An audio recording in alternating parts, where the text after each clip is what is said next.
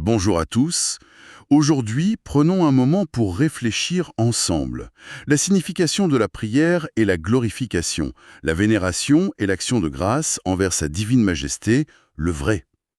Ces mots ne sont pas de simples syllabes, je veux dire, ils sont l'axe autour duquel tournent les cieux, c'est le cri de la création face à l'Éternel, la reconnaissance de la poussière face au souverain absolu. Tout n'est que l'écho de sa majesté. Exactement. Et aujourd'hui, notre exploration plonge dans ces trois piliers, tels qu'ils sont exposés dans le Risale Inour. L'objectif n'est pas d'en faire une simple énumération, mais disons de dévoiler la vérité existentielle qui relie l'infini à l'instant présent. Absolument.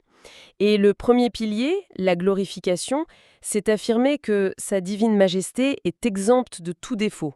Mais c'est surtout comprendre que les causes matérielles, la prétendue nature, n'ont aucun pouvoir. Et leur matière est fondamentalement inerte. Voilà. Seul son commandement agit. Les causes ne sont qu'un voile. Mais dans notre quotidien, ces causes matérielles nous paraissent si réelles. Est-ce que... Enfin, c'est comme nettoyer un miroir. Vous savez, enlever la poussière illusoire des causes pour qu'ils puissent enfin refléter la lumière pure. C'est une excellente analogie. En niant cette illusion du pouvoir matériel, on prépare l'esprit. Un arbre, par exemple, n'a ni l'intelligence, ni la miséricorde pour nous nourrir. Non, bien sûr, il est aveugle. Précisément. Une fois que l'on comprend cela, la cause matérielle s'effondre logiquement. Le miroir est purifié, on observe l'œuvre de l'unique sans l'ombre d'une causalité. Et c'est là, une fois ce miroir purifié, qu'on capte l'immensité. Ce qui nous amène, je suppose, à la vénération. Oui, la vénération. Le Risale Nour démontre que, pour sa puissance, créer une seule âme ou ressusciter l'humanité entière, c'est d'une égale facilité. C'est vertigineux quand on s'arrête sur cette idée. C'est l'essence même de sa grandeur infinie. La création entière, de l'atome aux constellations, ce n'est qu'un simple témoignage de son art majestueux. Mais l'être humain, il réduit souvent l'univers à ses propres angoisses éphémères, à son ego. Cette vénération ne pulvérise-t-elle pas cet ego justement en le confrontant à l'immensité de l'unité? Complètement. L'ego constate son néant absolu. Il n'est plus le centre. Exactement. Face à cette puissance qui maintient chaque étoile et chaque atome dans le même instant précis, la conscience est forcée de s'incliner.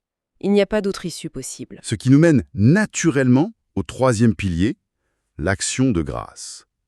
Parce que face à une telle puissance, si absolue, la seule posture de la conscience, enfin, c'est la gratitude, n'est-ce pas, Sam, pour cette miséricorde qui soutient chaque souffle. C'est le seul écho rationnel. Le Risale Nour nous dit que chaque bienfait, chaque fruit, chaque instant de vie, c'est en fait une lettre directe de la compassion du vrai. Une lettre de compassion, c'est magnifique. Et l'action de grâce est la monnaie de l'éternité.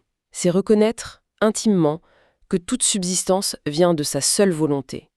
Pas de la nature, pas de nos propres efforts, uniquement de lui. Donc, pour synthétiser, la prière est cette ascension suprême de la conscience.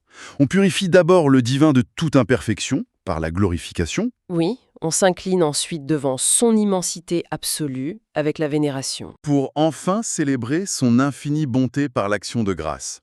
C'est une boucle parfaite, un alignement silencieux, ce qui soulève une dernière réflexion vertigineuse. Je vous écoute. Si chaque astre silencieux, chaque feuille qui frémit, et chaque atome invisible murmure perpétuellement cette glorification, cette vénération et cette gratitude par leur simple existence, que signifie, pour une conscience douée de raison, de rester muette face à l'Éternel?